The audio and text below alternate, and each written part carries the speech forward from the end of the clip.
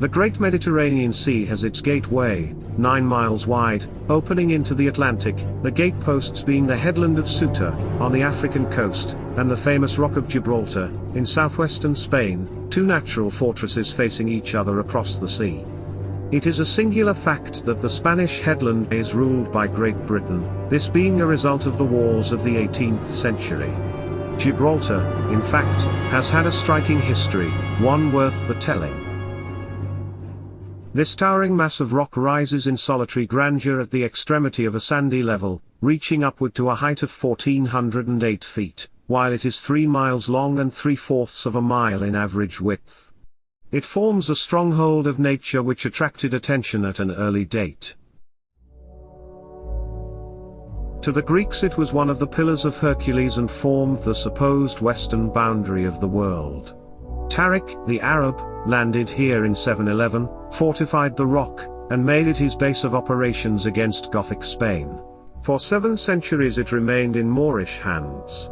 The King of Granada recaptured it, from him it was taken by treachery by the King of Fez in 1333, and it finally fell into the hands of Spain in 1462.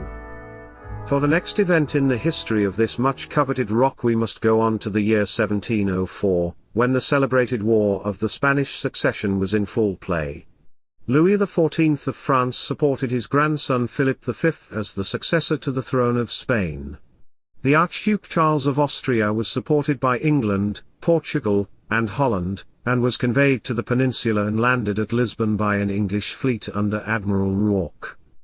The admiral, having disposed of the would-be king, sailed for Barcelona, which he was told was a ripe plum. He was disappointed. Barcelona was by no means ripe for his purposes, and he sailed back, ready for any enterprise that might offer itself.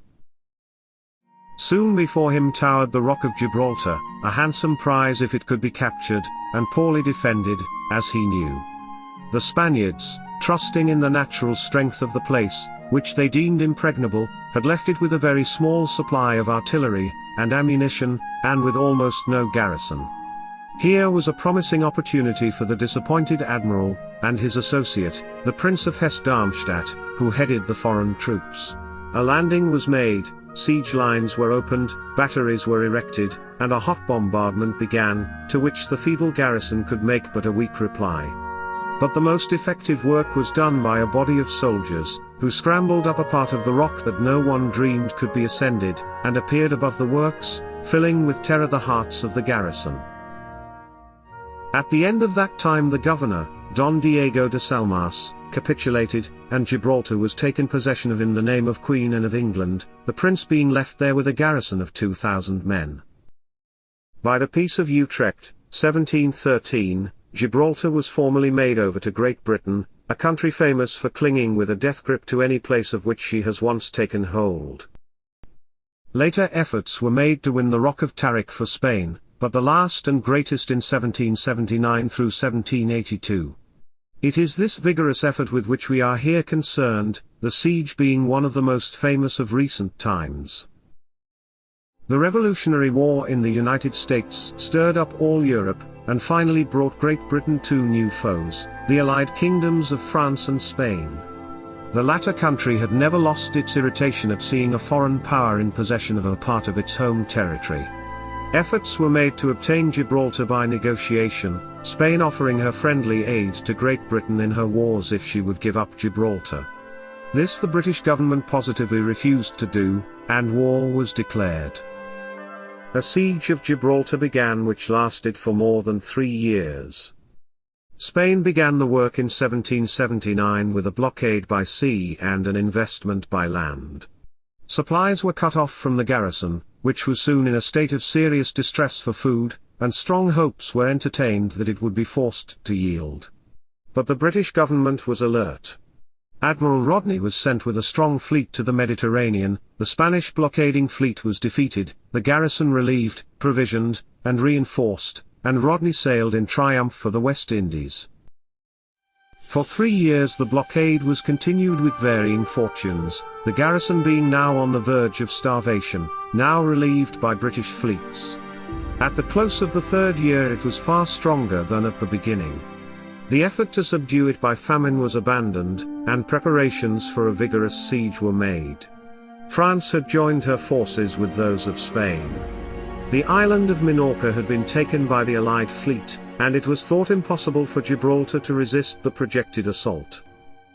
The land force that had so long besieged the rock was greatly strengthened, new batteries were raised, new trenches opened, and a severe fire was begun upon the works.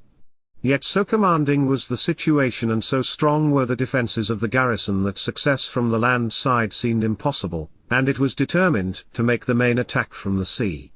A promising method of attack was devised by a French engineer of the highest reputation for skill in his profession, the Chevalier d'Arson. The plan offered by him was so original and ingenious as to fill the besiegers with hopes of sure success, and the necessary preparations were diligently made. 10 powerful floating batteries were constructed, which were thought fully adapted to resist fire, throw off shells, and quench red-hot balls. Every effort was made to render them incombustible and incapable of being sunk. These formidable batteries were towed to the Bay of Gibraltar and anchored at a suitable distance from the works, d'Arson himself being in command. These great and scientific preparations filled all hearts with hope. No doubt was entertained that Gibraltar now must fall and Great Britain receive the chastisement she deserved. The nobility of Spain sought in numbers the scene of action, eager to be present at the triumph of her arms. From Versailles came the French princes, full of expectation of witnessing the humbling of British pride.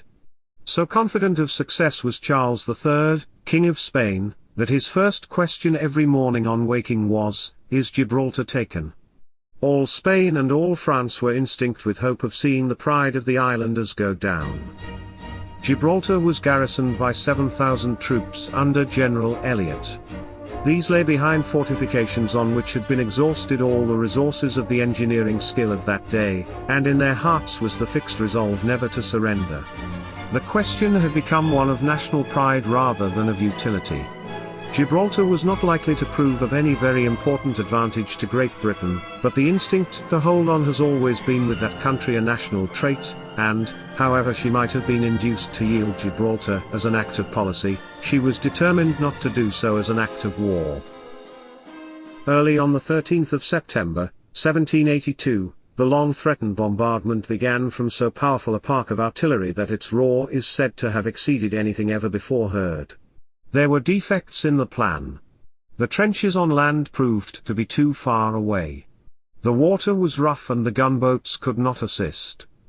But the work of the batteries came up to the highest expectations. The fire poured by them upon the works was tremendous, while for many hours the shells and red-hot balls of the garrison, fired with the greatest precision, proved of no avail. The batteries seemed invulnerable to fire and shell, and the hopes of the besiegers rose to the highest point, while those of the besieged correspondingly fell. In the end this powerful assault was defeated by one of those events to which armed bodies of men are always liable. A sudden and uncalled for spasm of fear that flew like wildfire through fleet and camp. The day had nearly passed, evening was approaching, the hopes of the Allies were at their height, when a red-hot ball from the works lodged in the nearest battery and started a fire, which the crew sought in vain to quench. In a sudden panic, for which there seems to have been no sufficient cause, the terrified crew wet their powder and ceased to fire on the British works. The panic spread to the other batteries, and from them to the forces on shore, even the commander-in-chief being affected by the causeless fear. At one moment the assailants were enthusiastic with expectation of success. Not many minutes afterwards they were so overcome with unreasoning terror that an insane order was given to burn the batteries, and these were fired with such precipitate haste, that the crews were allowed no time to escape. More of the men were saved by their enemies, who came with generous intrepidity to their aid, than by their own terror-stricken friends. This unfortunate event put a sudden end to the costly and promising effort. The nobles of Spain and the princes of France left the camp in disgust.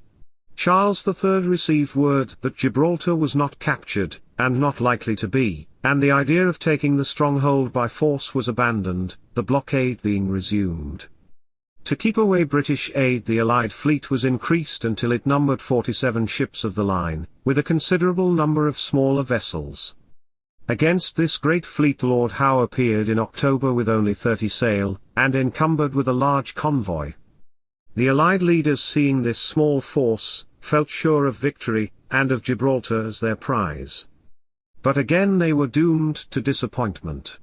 The elements came to the British aid.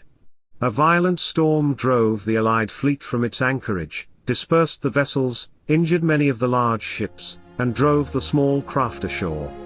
Lord Howe, whose ships were far better handled, sailed in good order through the straits, and for 5 days of rough weather offered battle to the disabled enemy, keeping them at a distance while his transports and store ships entered the harbour and supplied the garrison abundantly with provisions, ammunition, and men. The effort to take Gibraltar was hopelessly defeated. The blockade was still kept up, but merely as a satisfaction to Spanish pride. All hope of taking the fortress was at an end. Gibraltar remains today in British hands, and no later attempt to take it has been made.